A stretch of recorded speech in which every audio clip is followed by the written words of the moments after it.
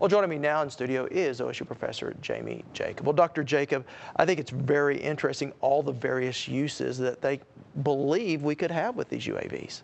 Well, there are so many different applications that we can use UAVs for.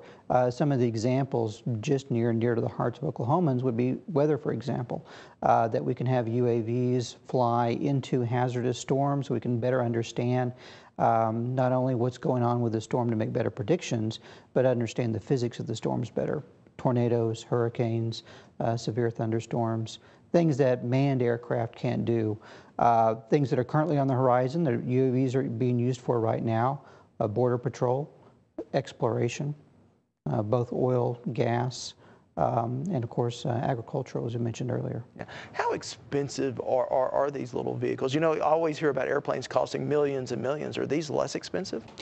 It's very small platforms, for example, the ones that are being used in the military right now, tend to run tens of thousands of dollars, and that includes not only the UAV, but also the control system. We have to recall that most of these unmanned aircraft that we're talking about right now are not autonomous. They're not flying on their own. They're actually being controlled by a pilot somewhere. In the case of very small platforms that the Army and Marines are using overseas right now, those may, range in the around $10,000 to $50,000, and that also includes all of the surveillance systems and control systems that the patrols have to use. Yeah, and I want to ask you about something you said. You said a pilot somewhere.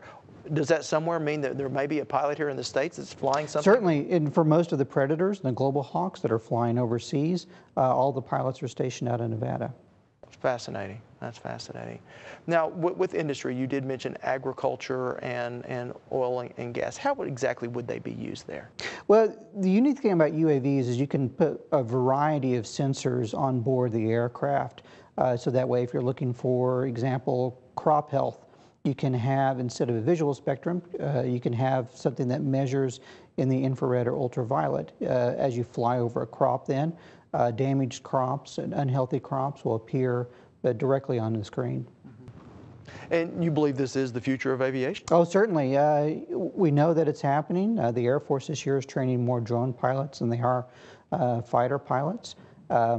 We know that as UAVs are integrated into the national airspace, as the FAA starts to work out issues more with these remotely piloted vehicles, and we have to recall that all these are piloted from somewhere. A pilot is controlling them.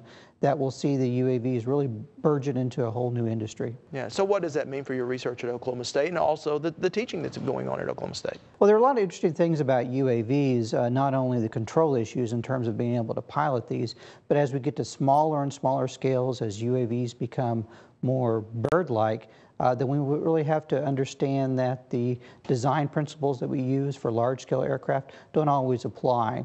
Large birds tend to soar, small birds tend to flap their wings, and when we get even smaller with insects, the game really changes. All right, certainly a fascinating subject, and it sounds like one that just keeps on developing. Oh, I think it's going to be a great future for Oklahoma. All right, certainly appreciate you coming by.